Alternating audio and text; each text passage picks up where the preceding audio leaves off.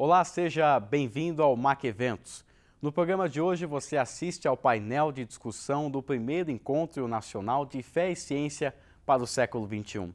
O evento foi realizado aqui na Universidade Mackenzie e contou com a participação de cientistas e pesquisadores quando se fala em ciência e fé. Acompanhe a partir de agora no MAC Eventos. Eu queria que vocês, cada um de vocês, de preferência em 1 minuto, vamos limitar até 2, comentassem ou dessem a sua opinião sobre um dos argumentos mais apresentados pelo cientista ateu Richard Dawkins, que é o seguinte: a ciência já provou que Deus não existe. Então, queria começar lá com o Dr. Jansen, Dr. Bechara, Dr. Knitz, também Dr. Jankar. Começando de lá para cá. No máximo 2 minutos, comentar essa declaração famosa do Dawkins de que a ciência já provou que Deus não existe. Boa noite a todos. Bem, a ciência ela não pode provar ou não a existência de Deus, porque ela é limitada. A ciência, se você admite que a ciência pode explicar a existência ou não de Deus, é necessário que você assuma que a ciência é a única fonte de conhecimento. E essa afirmação é uma afirmação autocontraditória. Ela nega a si mesma. Então, a ciência, por aí, já não pode provar a existência ou não de Deus. Em segundo lugar, a existência ela é construída sobre pressupostos filosóficos, que são bem justificados pela fé cristã. Ou seja, ela precisa admitir a existência de certos pressupostos, tais como a uniformidade da natureza, a existência de ordem, a existência de leis, a existência da própria matemática e assim por diante, para que possa existir. Portanto, a existência não pode provar ou não a existência de Deus. Finalmente, a ciência ela não pode responder às questões últimas. Ela não tem nenhuma capacidade de dizer algo acerca de como nós devemos viver, por que nós estamos aqui, de onde nós viemos, para onde nós vamos. Então, a ciência, de fato, não possui as ferramentas adequadas para responder à pergunta se Deus existe ou não. Dr. José Maria Bechara, a ciência já provou que Deus não existe. Bom, é uma coisa comum, né? O cientista achar que ficar obnubilado pela sua própria vaidade e achar que ele tem a verdade. E a verdade é muito mais ampla do que isso. Sabemos que a verdade exige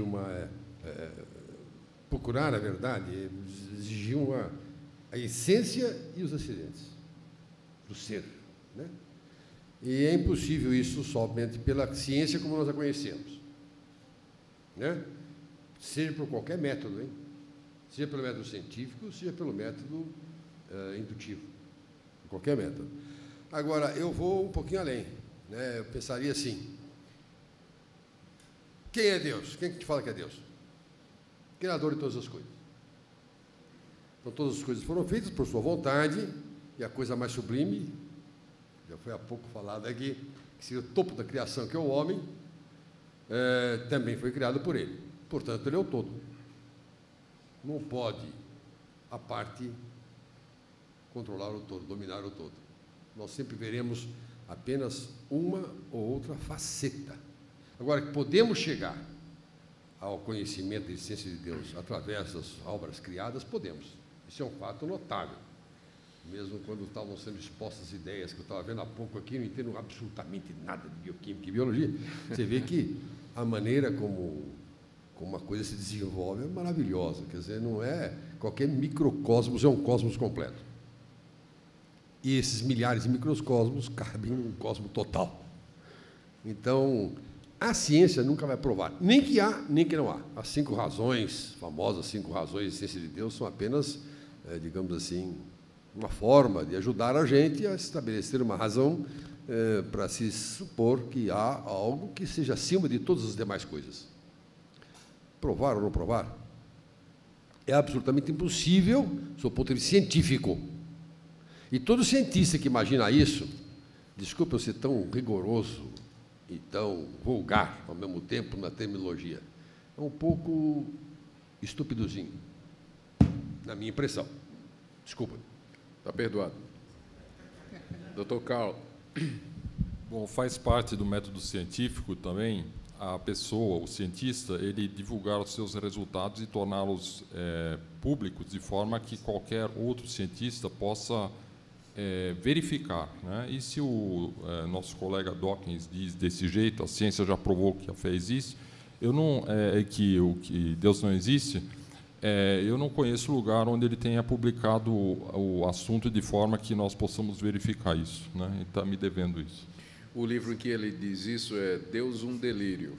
Não, ele diz a frase, mas ele precisa fazer a demonstração de forma que nós possamos conferir. Então, esse que é o problema dele, né? Não estou advogando em favor dele, pode ter certeza.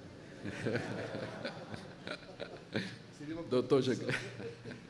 Pegando a fala do Dr. Carl, um livro dele poderia ser editado facilmente por ele, né? O interessante seria que ele publicasse numa revista científica, de bom impacto, uma Nature, uma Science, e aí nós pudéssemos ler.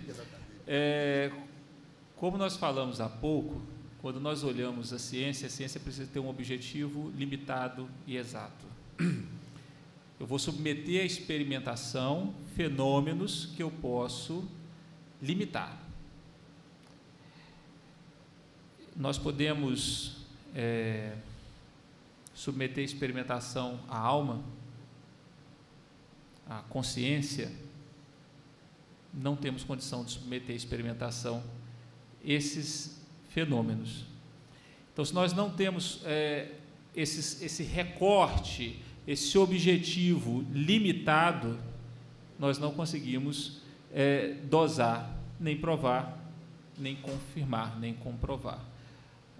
Dessa forma, o método científico ele não é o mais adequado para tentar discutir, falar de Deus, dentro daquilo que o método científico se aplica enquanto dogmatismo, enquanto cientificismo puro e simples, em pensar em repetições sistemáticas.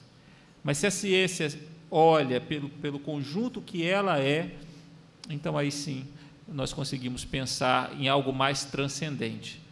Mas eu tenho, infelizmente, eu tenho muita pena do Dr. Dawkins.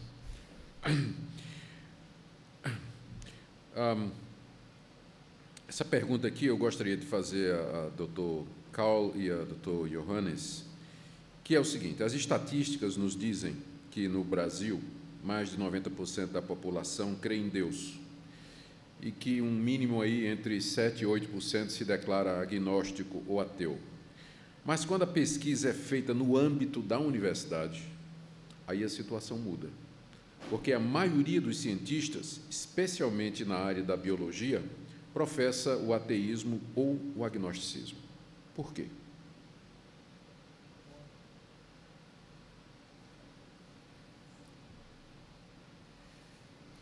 Foi difícil essa, Carl? Passa, pedir ajuda dos universitários, está cheio de universitário. É que esse tipo de pergunta, assim, eu acho que a pessoa mais indicada para responder assim, seria alguém um sociólogo que estivesse pesquisando justamente a comunidade, né, para levantar assim as razões de uma forma científica, vamos dizer assim, né? Mas assim eu tenho as minhas opiniões, né?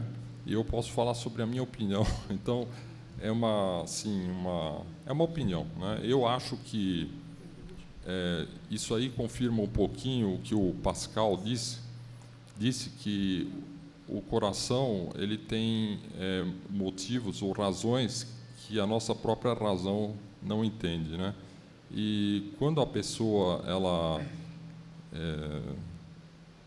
rejeita Deus, existe, na minha opinião, sempre uma componente volitiva, assim, né, relacionada à vontade, que ela não quer, né? Então essa é a minha visão. Então eu não estou fazendo disso uma assertiva assim científica, né? Certo, muito bem.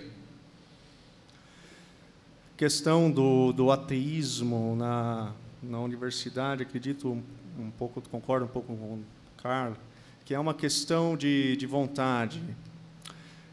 A Bíblia diz em Romanos que todas as pessoas podem ver Deus na criação. E dessa forma, se elas decidem recusar a existência de Deus, é porque elas não desejam crer nele. Então, a questão é que eu acredito que muitas vezes, quando as pessoas entram no ambiente universitário, elas decidem simplesmente desprezar totalmente a Deus. Não que talvez elas não tivessem feito isso antes, mas que isso talvez só fique claro e patente quando elas adentram a universidade. Isso me traz uma já encadeia a próxima questão que eu tinha aqui, que eu quero fazer ao Dr. Zé Maria e também ao Jean. Eu estava lendo uma estatística feita nos Estados Unidos. Eu não sei se seria diferente aqui. É feita pelo um instituto lá que trata dessa... Ele levanta informações nessa área de religião, ciência e tudo mais. E a pesquisa foi feita entre jovens que vinham das igrejas, jovens cristãos, que adentravam as universidades. E eles mostram lá que cerca de 40% desses jovens que entram na universidade se tornam ateus, outros 40% se tornam agnósticos, fica incerto da sua fé, e cerca de uns 20% apenas é que permanece firmes nas suas convicções religiosas. O que existe na universidade? O problema está na universidade, o problema está neles. O que explicaria isso? Eu não sei os números aqui no Brasil, mas eu sei de casos de jovens que vêm das igrejas e chegam na universidade e sala de aula, no final do primeiro ano, já está com um monte de dúvida a respeito da sua crença em Deus e tudo mais. Eu vou te contar um pecado meu. Eu fumo.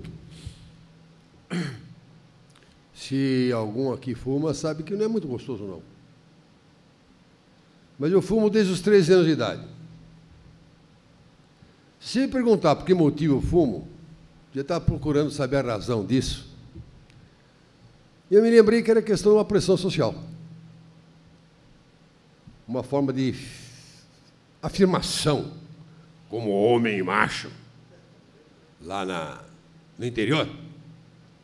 O pessoal falou assim, tem que fumar, tem que falar de mulher, tem que gostar de futebol, tem que fazer briga de mamona. E eu fiz todas essas coisas.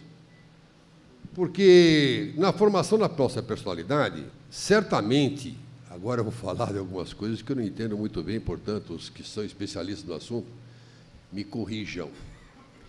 O tal do superego manda bastante no nosso ego, influi no nosso id. Ou seja, mesmo os que não creem em Deus, como o caso de Vygotsky, da teoria do aprendizado, ele diz que o convívio, o entorno, o meio no qual você vive, influi bastante na maneira de você ser. Um filho de um professor universitário, de modo geral, tem pretensões de ser um acadêmico. Um filho de jogador de futebol tem pretensões de ser jogador de futebol. Pode ser uma exceção que ele venha a ser um acadêmico, mas pode vir a ser acadêmico. Então, eu acho que essa influência que apareceu nos séculos 17, 18 e 19, em que a incompetência do conhecimento fazia com que as pessoas que se julgavam extremamente sábias, importantes, que haviam feito grandes descobertas, esses começaram a perceber que não tinham capacidade para abarcar uma coisa tão grande como é a divindade, Deus. É impossível, não se explica, falamos aqui há pouco, não dá para explicar. Então, começaram a criar o seu mundinho, para ficar ser importante, e começaram a tentar ver, mas agora de Deus, não dá para provar, não tenho experiência nenhuma, não cabe num tubo de ensaio, numa lei física, nem com relatividade, nem com mecânica quântica. As pessoas não querem ver, não veem. A verdade é essa, porque, foi dito por ele aqui, eu também citei antes, a natureza mostra os caminhos de Deus. Interessante que Schrödinger, apurando as primeiras, digamos assim, a aventura intelectual de de Broglie, que se baseava, por analogia, na ideia de Einstein, chegou à conclusão de que onda e matéria convivem. Será que essa sabedoria divina não está mostrando para nós que corpo e alma é algo mais? Não se fala no homem como só corpo, porque ele não é animal irracional, nem só alma, porque não é espírito. Corpo e alma é o homem. O ser existente, a coisa que há em si, é desse jeito, se manifesta de uma forma ou de outra. A pressão externa faz com que ele comece a ficar também com a mentalidade restritiva. É interessante, uma vez eu vi uma frase, não sei o nome do cara, um autor, um pedagogo argentino, com perdão da palavra, que dizia assim, é incrível como o garoto chega inventivo e criativo na escola e a escola consegue tirar dele todas as propriedades. Que é verdade. Por exemplo, estava vendo mesmo as razões apresentadas pelo professor, desculpe-me, eu tenho uma memória estúpida. Carl e Jean. O Jean falava muito em artigo, né? No mínimo artigo científico. É verdade. A mentalidade de hoje é essa universidade. É engraçado isso. O pessoal não fala assim, como é que estão indo as tuas aulas? Os alunos estão gostando, estão se interessando, eles estão botando coisas para você, estão criando projetos novos, estão tendo dúvidas, querem fazer isso sempre? Não, fazem, how many papers? A pergunta é essa. Num congresso, ninguém quer saber o que você pensa, quer saber how many papers? Quantos papéis você produziu? Então, essa mentalidade leva a gente a proceder dessa maneira. Veja o que acontece com um cara que está na formação, está passando da adolescência para adulto, está tendo formar sua personalidade. De repente, os professores falam assim, cara, no duro você acredita em Deus? Eu vou dizer uma coisa para o senhor, hein? Coisa difícil de acontecer, mas eu já vi isso acontecer na minha frente.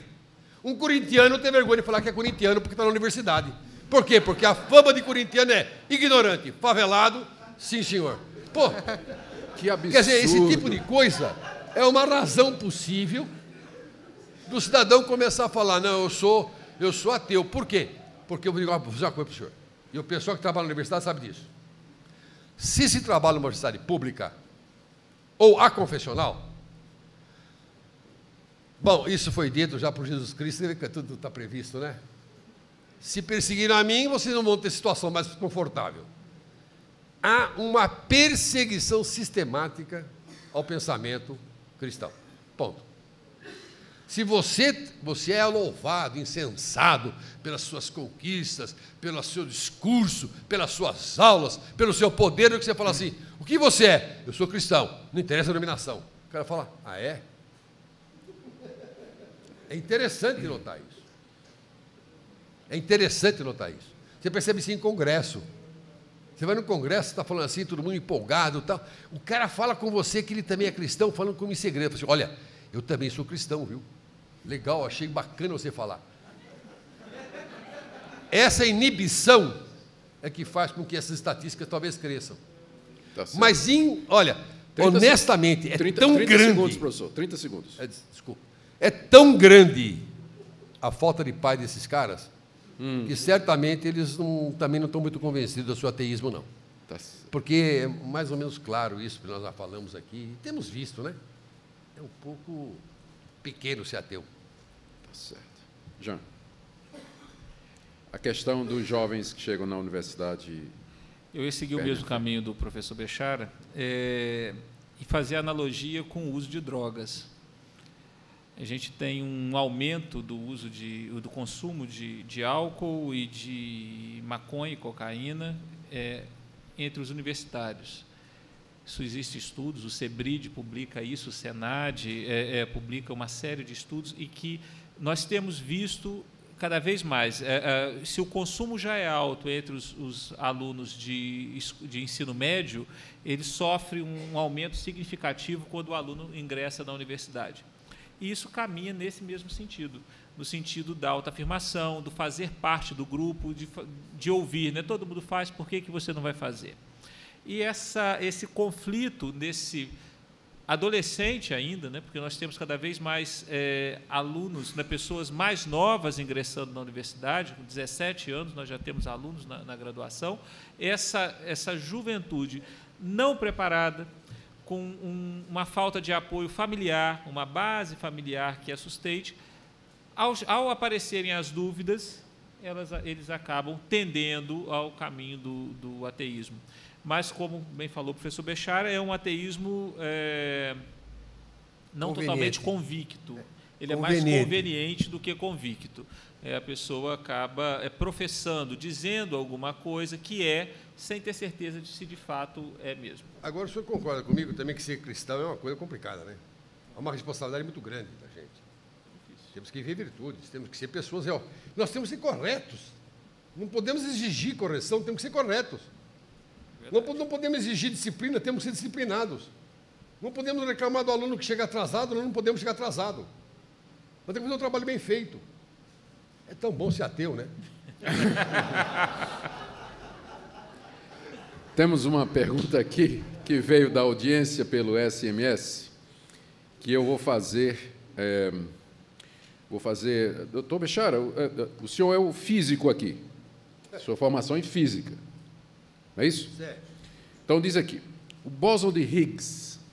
Está tranquilo para falar disso? Bóson de Higgs. Sim. Ele diz aqui, bóson de Higgs, apelidaram de partícula Deus.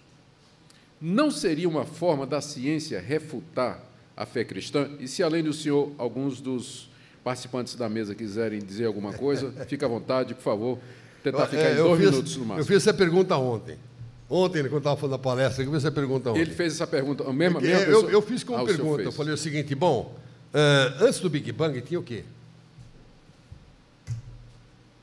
O Big Bang é uma história de transformação de um estado para outro. O bóson de Higgs é explicado como o quê? A partícula que faz a combinação correta entre as partículas elementares para formar aquelas pseudopartículas, prótons, nêutrons, elétrons, átomos e coisas desse tipo. E veio do quê? Da onde? Né? Então, a partícula Deus foi criada por que Deus?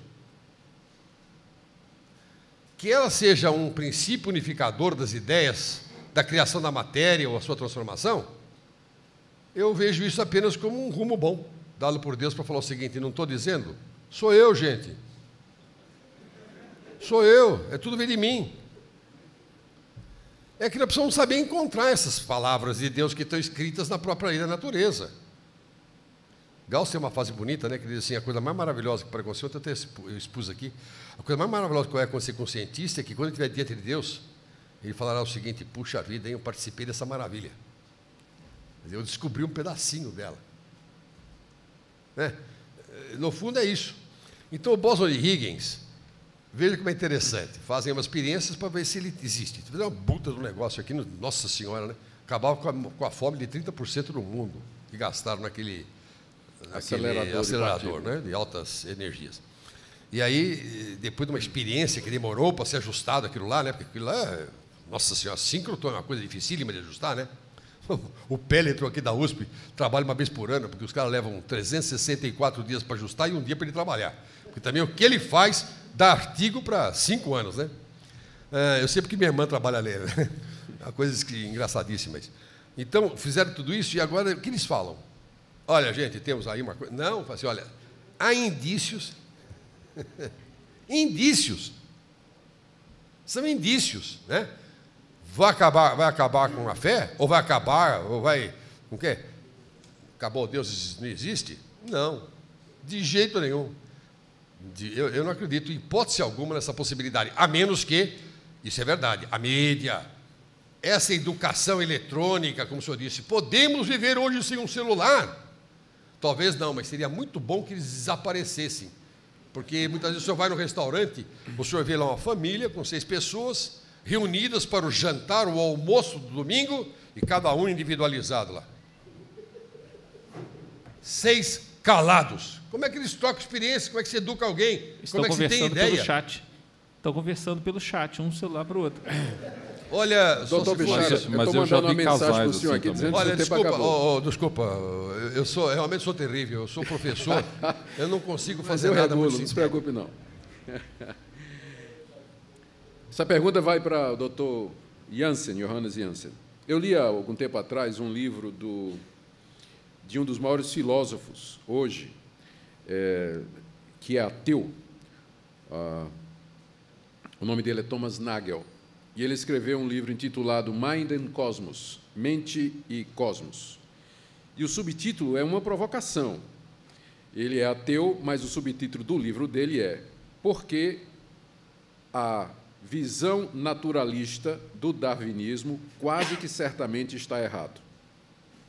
Então, ele é um ateu criticando a visão, ele não está criticando a evolução, porque ele é evolucionista, ele está criticando o naturalismo filosófico que domina a teoria da evolução hoje. Aí tem uma certa altura que ele diz assim, inclusive ele usa até um argumento de um outro filósofo, só que esse outro filósofo é cristão, é Alvin Plantinga.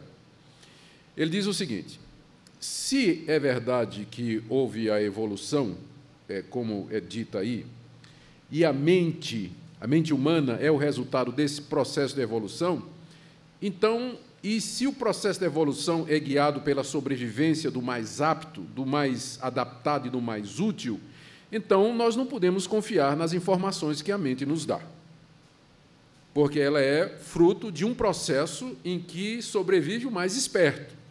Então, como é que eu vou poder confiar nas informações que eu recebo da mente, ou mesmo confiar na racionalidade e nas conclusões que são feitas através das deduções lógicas e tudo mais? Essa é a afirmação desse filósofo ateu. Você concorda com ele? Sim, eu concordo. Inclusive, eu citei um exemplo de um filósofo dos anos 60, na palestra, salvo engano, de terça, em que ele cita um exemplo, uma ilustração que ilustra bem isso. Ele diz, imagine que você está viajando de trem e, de repente, você vê numa encosta uma mensagem dizendo bem-vindo ao país de Gales. Você tem duas formas de interpretar isso. A primeira delas é você imaginar qual processo natural que gerou aquela mensagem naquela encosta.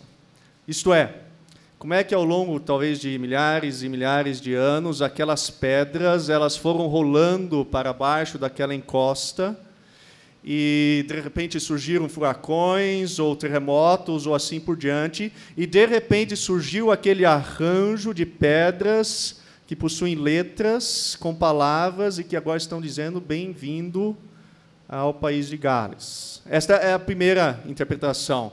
Ela parece não ser muito lógica, mas ela é possível. A segunda interpretação deve ter tido uma mente com uma certa intenção que colocou aquelas pedras num certo arranjo para nos transmitir uma informação. Isto é, bem-vindo ao país de Gales. Ora, imagine que você admita que a melhor explicação seja que aquelas pedras foram parar lá por processos somente naturais. Então, não há nenhuma razão para você acreditar na mensagem que lá está escrita. Você, de fato, ao ler lá, bem-vindo ao país de Gales, você não pode acreditar que está chegando ao país de Gales. Você seria tolo ao fazer isso. Agora, por que isso não seria verdadeiro se considerarmos as nossas faculdades mentais e sensoriais? Quer dizer, dado o naturalismo, que só existe a natureza, nada além da natureza, então, aquilo que nós somos hoje, as nossas faculdades sensoriais, as nossas faculdades cognitivas, elas são decorrentes de processos somente naturais, sem uma intenção, sem uma mente por trás. E, dessa forma, eles não são confiáveis. Portanto, a visão de mundo naturalista ela morre logo na partida. E ela mostra que Deus existe. Porque é preciso ter... Oi? Dá indícios, isso. Dá indícios que Deus existe, porque é necessário ter uma intenção, uma inteligência por trás de nossas faculdades para que elas sejam confiáveis. E note que não é possível fazer ciência sem acreditar nisso, é um pressuposto da ciência. Nós precisamos pressupor que as nossas faculdades sejam confiáveis. E, dada a visão naturalista, não é possível fazer ciência com a base bem justificada. Você precisa acreditar, de certa forma, ter muito mais fé de que alguém que acredita em Deus para você fazer ciência.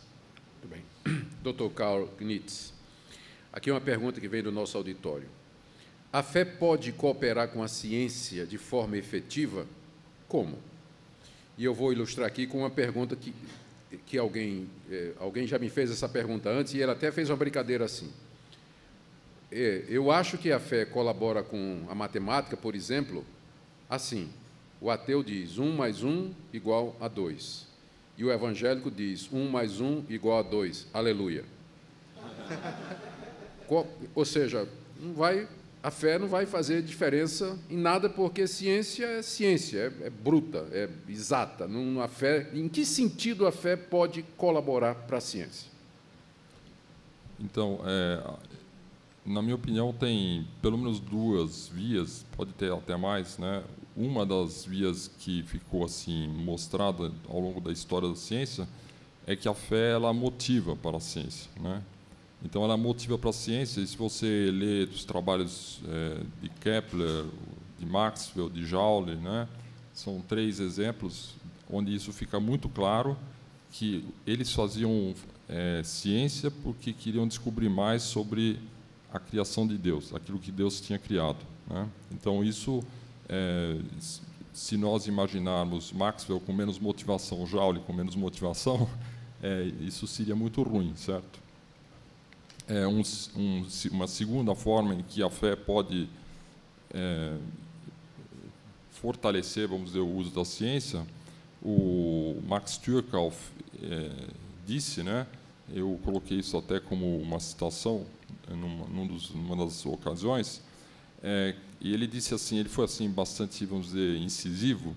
Ele disse que a bomba atômica ela veio de uma ciência que foi feita sem oração, certo? Se aquele pessoal que fez a bomba atômica tivesse orado, essa bomba atômica provavelmente não teria sido construída. Foi ele que disse desse jeito, né? E ele disse também que se nós tivermos uma ciência do ore e trabalhe, né, quando o cientista no laboratório, aquelas decisões mais periclitantes assim, ele tomar usando, né, uma base de fé, nós vamos ter uma ciência que ajude a humanidade de uma forma ainda melhor do que a ciência hoje o está fazendo, né? Então, isso seriam 2 formas em que a fé ela, potencializaria, né, o grande potencial do método científico, né? Muito bem. Doutor, reverendo, por favor, fica à vontade. se me permite, só uma brincadeirinha com o que ele falou. Eu diria que a fé ajuda até ateu para fazer ciência. Porque na procura de provar que Deus não existe, ele também ajuda. Tem homens ateus que descobriram grandes leis da natureza e precisamos até agradecê-lo essa busca dele de negar a Deus, porque ajudou bastante aqueles que creem a poder ordenar a natureza. Então, eu diria nesse aspecto, né? A fé contribui para os favores e o contra. Isso é importante. Para uns, incentiva para o bem. Para outros, sempre acontece isso, infelizmente, para o mal. Mas, como diz São Paulo, tudo é para bem para os que amam a Deus, né? Muito bom. É lucro. Tem uma pergunta aqui, uma questão que eu queria encaminhar para o professor Jean, e eu posso dar um tempinho para você pensar. Eu estava pesquisando na internet, preparando as perguntas para hoje e tudo mais, e entrei lá, de repente, num site e tinha camisas para pessoas que não acreditam em Deus, professam o ateísmo, né? Então, slogans e tudo mais. E uma me chamou a atenção, uma camisa preta escrita em branco assim: ateísmo é conclusão e não uma crença. Ateísmo é uma conclusão e não uma crença. Tá? É estampado na camisa preta, assim, em letras brancas. O senhor usaria essa camisa? E por que não?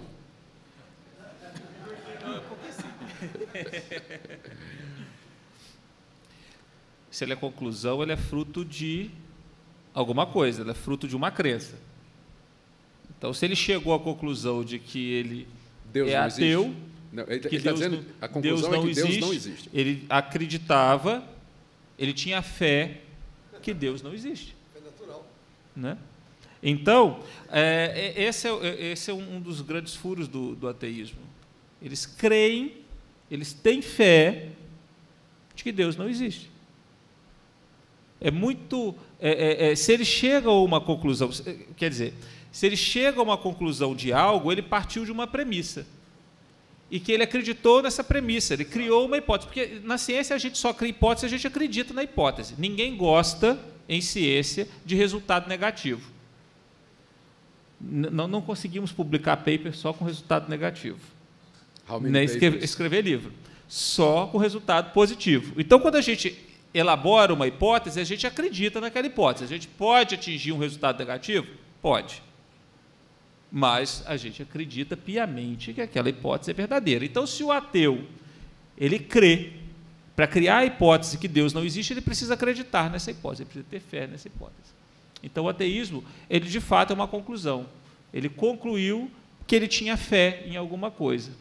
Então, agora, ele pode, na verdade, a hipótese, como eu disse, pode ser corroborada ou refutada. Não necessariamente a hipótese dele é certa, porque a hipótese é uma verdade pessoal que vai ser provada. Mas a gente já discutiu aqui que a existência de Deus ou a não existência dele não pode ser provada pela ciência.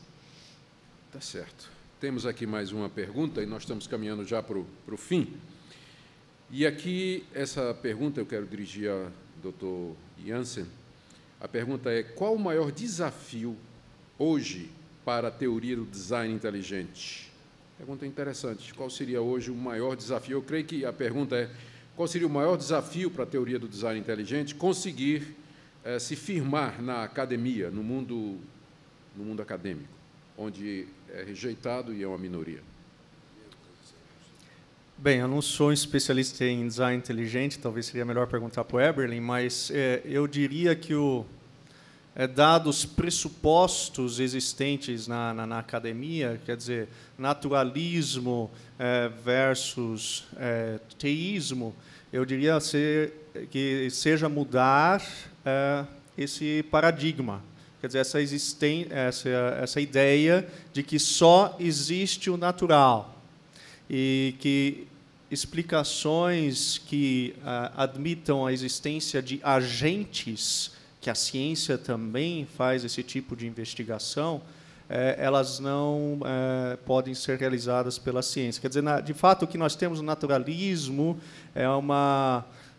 nós colocamos-nos dentro de uma bolha e fechada, e não admitimos a existência de nada fora dessa bolha. Dessa forma, tudo que vier fora disso, naturalmente, é descartado. Então, assim, eu diria que talvez o maior desafio nesse sentido seria essa mudança de paradigma. Mas, mais detalhadamente, acerca do design inteligente, eu não teria capacidade de responder. Tá certo. Doutor Bechara, uma pergunta que chegou aqui. Eu vou reformular a pergunta. Eu entendi a pergunta, mas eu vou reformular para ficar mais claro.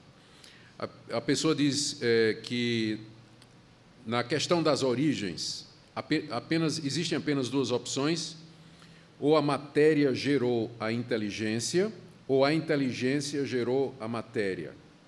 Na sua opinião, qual das duas e por quê?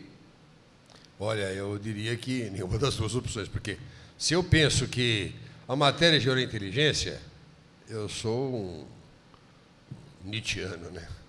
Acredito que a natureza tem uma desordem, um caos tal, que ela consegue, a partir do caos, criar uma ordem e, portanto, de repente, vinha a inteligência. E, do outro lado, eu estaria sendo cético, né? Porque estaria falando assim, olha, na realidade as coisas não existem como são, mas como eu penso.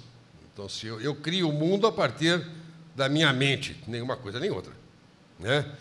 E aí é que eu acho intervencionismo, digamos, de Deus. Eu acho que intervencionismo de Deus vem aí, né? Ele selecionou. Eu acredito no design inteligente, eu acho que todo mundo deve aceitar não, que ele deve compreender por que acredita. Porque realmente nós não somos, eu não posso admitir, aliás, como físico que procura um ordenamento de causas e efeitos para as explicações de todos os fenômenos, é difícil você acreditar no... O Einstein também não acreditava, embora com maneiras restritivas, numa probabilidade cósmica em que as coisas dão certo da maneira como dão. Segundo a lei termodinâmica já impede isso, né? É uma lei física. O negócio caminha para a desordem, para a ordem não, né? Tá certo? Então, eu sou obrigado a admitir que tem que haver uma intervenção de uma inteligência extremamente superior que bota a ordem nas coisas. Newton notou isso com uma clareza evidente. O próprio Schrödinger, o pai da mecânica quântica, o homem da estatística, em que ele fala, olha, o tal elétron, eu não sei bem se ele é onda, ele é partícula, então ele não sei bem onde ele está, mas eu estudo uma densidade de probabilidade de encontrá-lo em função do estado que o descreve. Que o Einstein falava assim, esse cara é louco. Imagina se Deus criou o mundo com um joguinho de dado. Não. O próprio Schrödinger fala, a mecânica quântica fina é quase que uma comprovação da existência de Deus. Realmente, porque se você finamente pensar na mecânica quântica, vai perceber que não se prova que Deus existe, como não se prova que Deus não existe, mas realmente é uma inteligência extremamente superior que conseguiu, através da natureza, mostrar coisas que nós somos capazes de perceber.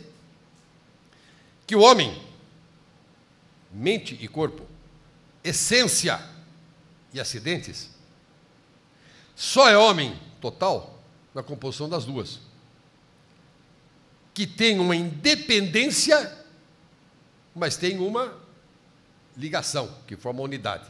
Independência significa a alma pode, no voluntas, determinar uma decisão que vai contra a racionalidade que a tua inteligência descreva.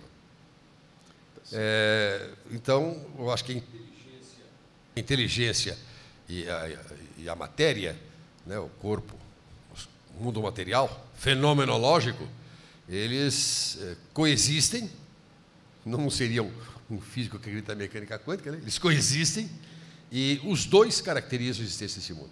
Não posso dizer que um evolui do outro, o outro evolui do um. Não há isso. Naturalmente, como é? Carga e massa. A massa evolui da carga, a carga vai para a massa. Nós sabemos disso, que não tem como explicar. As duas coisas coexistem de uma maneira em que uma só existe se a outra existe, mas, em compensação, não são dependentes uma da outra. São dois fatos naturais que se juntam para fazer o que nós conhecemos como matéria. Muito bem. Eu vou fazer a última pergunta, e nós vamos terminar com ela. E eu queria que a pergunta é dirigida a cada um de vocês. E eu queria que vocês tivessem uns 2 minutos ou 3 para comentar sobre mais um argumento que vem sendo usado contra essa relação de fé e ciência. O argumento é esse, que a fé em Deus é a causa dos maiores males já ocorridos com a humanidade. Frase de Richard Dawkins. E ele explica, a fé em Deus tem sido a causa de muitas guerras, e eu creio que particularmente ele estava pensando no mundo islâmico. A fé em Deus é obscurantista, impediu o desenvolvimento da ciência. E terceiro, a fé em Deus, ela leva as pessoas a atos egoístas e até, por exemplo, ele fala aqui que os religiosos, eles doutrinam os seus filhos desde cedo, que é uma violência contra a criança, você já criar o seu filho dizendo que Deus existe, sem esperar que ele chegue numa idade em que ele vai avaliar as evidências e chegar à própria conclusão. Esse é o segundo grande argumento do Richard Dawkins, no livro dele, Deus, um Delírio, contra a fé em Deus. Como o nosso encontro é de ciência e fé, eu entendo que é preciso a gente refletir a respeito desse assunto. Então, a palavra está com vocês. Vamos começar lá da ponta, chegando aqui já. O primeiro foi a fé, Guerras. Depois, obscurantismo, e o último exemplo que ele dá é de criação de filhos, crianças. Criação de filhos. Tá, a fé pode eventualmente ter sido a razão de guerras, mas devido a uma noção errada daquilo que significa a própria fé. Digamos que você admita que a fé cristã tenha sido aquilo que causou determinadas guerras ou determinadas lutas. Porque provavelmente as pessoas utilizaram a fé somente como uma desculpa para atingir os seus próprios interesses e não prezaram a própria fé. A segunda questão é com relação ao obscurantismo. A fé cristã, particularmente, ela, acredito eu, ela fornece todos os pressupostos para a ciência existir. Todos não, mas ela dá uma boa justificativa para a ciência existir. A ciência ela é baseada no pressuposto de que a natureza ela possui uma certa ordem, que existem leis que podem ser encontradas na natureza. A fé cristã ela justifica bem isso, e o politeísmo e quaisquer outras visões de mundo não possuem a justificativa adequada para isso. A fé cristã ela justifica a existência de faculdades cognitivas e sensoriais confiáveis, porque a fé cristã admite que Deus criou a imagem dele e que, portanto, as nossas faculdades são confiáveis. E assim por diante. Quer dizer, nós poderíamos mencionar praticamente todos os pressupostos da ciência, e a fé cristã tem uma boa justificativa para eles, e qualquer outra visão de mundo vai ter que assumir um desses pressupostos com uma grande fé, porque, de alguma forma, vai contra a própria visão de mundo. E terceiro, a questão de educação de filhos. Crianças, né? Em geral. Os religiosos doutrinam as crianças com a ideia de fé em Deus e não dão a elas a oportunidade de decidir. Por aí vai. Então, na realidade, você vai educar as crianças sempre tendo alguma visão de mundo. Não importa a visão de mundo que você tenha. Você pode ter uma visão naturalista e você vai ensinar as crianças dessa forma. Você pode ter uma visão cristã e você vai ensiná-las dessa forma. Então, qual seria a alternativa nesse caso? Seria doutriná-las numa visão naturalista? Ora, nós vimos que a visão naturalista é autocontraditória. Então, também não poderíamos utilizá-la. Qual seria a alternativa a isso? Esta aqui é a pergunta que acredito eu que o Dawkins teria que responder. Como, então, nós deveríamos criar as crianças ou educá-las, dado que nós não podemos educá-las com uma visão cristã? Muito bem. Professor Bechara. Como eu estendo demais, eu vou falar só bem resumidinho. Por favor. Primeiro, a fé cristã é causa de guerra? Não, Deus é amor. É justificativa para certos safados, né? Eu que sou de descendência libanesa, sei o motivo das guerras no Líbano, né? O negócio é o seguinte: esse pedaço é meu, não é meu. Né? Aí justifica-se. Vieram os muçulmanos para tomar a terra nossa, que tantos anos, nós cristãos, esse negócio é tudo papo. É justificativa. Deus é amor, ponto.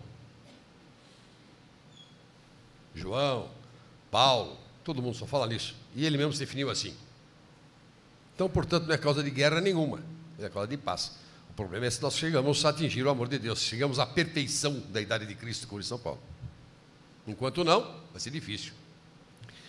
Segundo, ele é obscurantista, mas em hipótese alguma. E não preciso nem ficar falando evangelho nenhum. Eu só vejo história da ciência, do desenvolvimento da filosofia, do desenvolvimento de toda a ciência grossa, como nós chamamos, né? A ciência dura, ou a ciência mole, que é chamada humanidade, toda ela veio de quem tinha fé, ou porque para justificar a sua fé, ou porque perdeu a fé para justificar a perda da fé, mas veio a partir da fé, a verdade é essa. Então a fé, de maneira nenhuma obscurantista, também usando a Escritura. Cristo disse: eu sou caminho, verdade e vida. O que nós queremos? Vida. Vida. E onde está a vida? Na verdade, na totalidade do ser. Aquilo que é. E qual é o caminho? Não preciso dizer ele, né? Acabou. Em terceiro, Crianças. as crianças. O religioso educa a sua criança de maneira que obriga, né? Coisa desse tipo, quer dizer, né? Força ela. Desculpa, educação vem de amor e amor vem de exemplo. Se eu vivo uma vida de fé, os meus filhos não são obrigados a ter essa vida de fé, mas tem um modelo e tem uma forma de ver. Não vou conversar de futebol e mulher com meus filhos, logicamente que não. Vou conversar de coisas muito mais elevadas. Até de filosofia, como converso com 2 deles muitas vezes, mas é isso. Agora, o exemplo é que vai dar a educação. O resto, nós chamamos de educação, mas na verdade é instrução. Olha, a física é importante, matemática, olha a linguagem, olha a tabuada, isso aqui é instrução. Você vai botando. E eu não vejo educação como instrução. Educação é um processo vital. Quer dizer, o cara vai crescendo nisso, nele. Vai crescendo, vai se redescobrindo. Isso é bem de exemplo. Eu não posso viver uma vida que eu não acredito. Eu vivo a vida que eu acredito, a vida que eu vivo. E os cristãos vivem a vida que vivem. Aqueles que impõem religião não são cristãos. Imagine impor. O próprio Cristo falou para o jovem rico: vai vende tudo que tem, vem e segue-me. E ele foi triste, foi-se triste, porque não quis. Cristo foi lá e falou o seguinte: maldito, vai para o inferno. Não. Foi triste. Ele percebeu que perdeu a melhor parte. Muito bem. Eu vou dar a melhor parte para meus filhos, lógico. Certo. Professor Cal. Bom, eu concordo com tudo que foi dito pelos 2 colegas de antes. Eu queria, então, só complementar. Então, fé obscurantista, então, deixa eu dar uma olhada um pouquinho nas artes, né? Bach, Mendelssohn, as grandes obras deles e de muitos outros compositores se inspiraram na fé cristã. Se isso for obscurantismo, então, Dawkins, por favor, fique com a noção dele de obscurantismo, né? Com relação à educação de filhos, a base de toda a pedagogia moderna que nós temos é do Jan Amos Comenius, que foi um cristão, e o que motivou a pedagogia, né, de hoje, inclusive a que qualquer escola decente usa, né, é de um pastor, certo? E com relação às guerras, aí eu gostaria de colocar uma coisa muito pessoal minha, né? O meu avô, ele ficou 15 anos no Gulag siberiano. Ele compartilhou do destino de muitos, né, que foram governados por um regime que pensa o que Dawkins pensa, né, que levou milhões ao túmulo, que ninguém sabe onde eles estão, né? Então, isso isso é o que acontece quando nós não cremos em Deus, né? Então, as maiores catástrofes da humanidade aconteceram no século XX, graças à negação de Deus, né? Todo o leste europeu, o que aconteceu no Camboja, né, o que está acontecendo hoje na Coreia, é fruto disso, né? E aí vem o colega Dawkins com esse tipo de papo aí. Aí eu, dada a minha história familiar, eu chego até a ficar bravo, certo? Então, com razão. Jean. Bom, eu vou usar o texto de Tiago que faz a seguinte pergunta: de onde vêm as guerras e as contendas que há entre vocês? Não vem das paixões que guerreiam dentro de vocês? Vocês cobiçam coisas e não as têm, matam e invejam, mas não conseguem obter o que desejam. Não têm porque não pedem. Então, a guerra não provém de Deus nem provém da fé. A guerra provém das nossas próprias paixões, em que a vida natural, o naturalismo, valoriza tanto. Valoriza fora. Se eu não tenho limites, se eu não tenho respeito às leis, porque se elas são todas frutos do acaso, essas leis podem surgir. Por que nós procuramos viver com ética, honestidade, etc.? Em alguns lugares, não todos. Mas por que nós tentamos viver eticamente? Existe alguma coisa que determina isso. Então, as nossas guerras vêm fruto da nossa vida natural, dessa visão naturalista do mundo fora da fé. Vem das nossas cobiças. Do ponto de vista do obscurantismo, é importante destacar que as primeiras universidades do mundo surgiram no ambiente da igreja, fruto incentivado pela própria igreja. Então, em qualquer que seja a igreja, mas houve esse movimento pelo surgimento da universidade e pelo desenvolvimento da ciência, em que a ciência, então, deixou de ser produzida no ambiente dos mosteiros para ter o seu próprio ambiente para se desenvolver. E da criação de filhos, gosto muito da palavra do professor Béchar, nós criamos dentro do parâmetro que nós temos, do exemplo que nós vivemos. Não tem jeito de criar os nossos filhos, criar as crianças de outra forma, sempre seguindo o nosso exemplo. Obrigado. O socialismo tira as crianças da família. Exatamente. Isso aí. Salva de palmas, pessoal, para os nossos palestrantes. Muito obrigado a todos vocês pela participação. E aí, você gostou? Nós ficamos por aqui. Mas você também pode participar através do nosso e-mail, tvmackenzie@mackenzie.br. Muito obrigado pela sua audiência. Até o próximo Mac Eventos.